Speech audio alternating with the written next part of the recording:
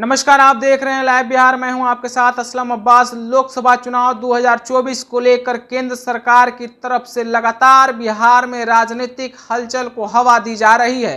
कभी कभी सुरक्षा के नाम पे तो कभी कभी रैली और आपको बड़े बड़े कार्यक्रम के माध्यम से। इसी बीच केंद्र सरकार ने बिहार में कई नेताओं को वीआईपी सुरक्षा उपलब्ध कराया है, जिसमें चिराग पासवान का नाम सबसे पहले आता है, जिन्हें जेड कैटेगरी की सुरक्षा उपलब्ध कराई गई थी, जो एनडीए का हिस्सा नहीं है, ना तो महागठबंधन में है ना ही एनडीए में, लेकिन फिर भी वो एनडीए के लिए प्रचार करते देखे गए हैं। इससे कयास लगाया जा रहा है कि चिराग पासवान 2024 के लोकसभा चुनाव में एनडीए का हिस्सा होंगे। तो दूसरी तरफ केंद्र सरकार ने खुफिया विभाग की रिपोर्ट के आधार पर विकास इंसाफ यानी विकासशील इंसान पार्टी के सुप्रीमो मुकेश सहनी को वीआईपी सुरक्षा उपलब्ध कराई थी, जब उन्हें वाई श्रेणी की सुरक्षा मिली थी। इसी बीच बिहार से एक बार फिर से बड़ी खबर निकल कर आई है। वो नाम है उपेंद्र कुशवाहा का, जो उपेंद्र कुशवाहा जेडीयू से अलग होकर अभी कुछ दिन पहले राष्ट्रीय लोक जनता दल पार्टी का निर्माण किए हैं, बनाए हैं, और वो बिहार के कई जिला में दौरा कर चुके हैं और कई जिला में दौरा करने वाले हैं। तो इसी को आधार देखते हुए आईबी की रिपोर्ट के आधार पर केंद्र सरकार ने उन्हें भी वाई+ की सुरक्षा उपलब्ध कराई है। यानी कि अब उनके साथ भी सशस्त्र बल के 11 कमांडो मौजूद होंगे, जो उनके घर और उनके साथ सुरक्षा में मौजूद रहेंगे।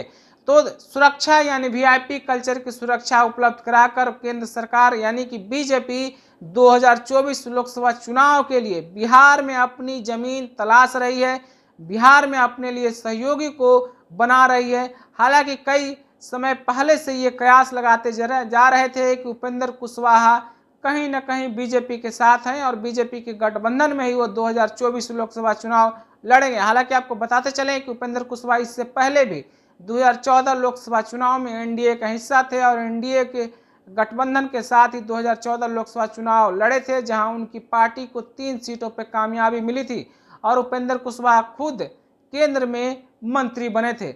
लेकिन एक बार फिर से वो जनता दल यू से नाता तोड़कर अलग पार्टी बना लिए हैं और बिहार के अलग अलग हिस्सों में घूम रहे हैं। तो उनकी सुरक्षा को देखते हुए केंद्र सरकार ने उन्हें वाई+ की सुरक्षा उपलब्ध कराई है।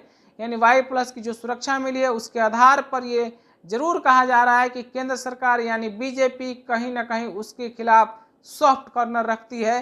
तो ये कयास लगाए जा रहे हैं कि उपेंद्र कुशवाहा आगामी लोकसभा चुनाव 2024 एनडीए गठबंधन के हिस्सा के तहत लड़ सकते हैं, या कहें कि एनडीए गठबंधन में वो चुनाव लड़ेंगे, या कहें कि उनकी बात हो रही है।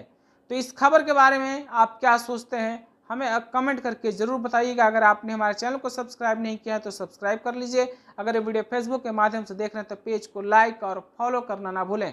तब तक के लिए आपका शुक्रिया।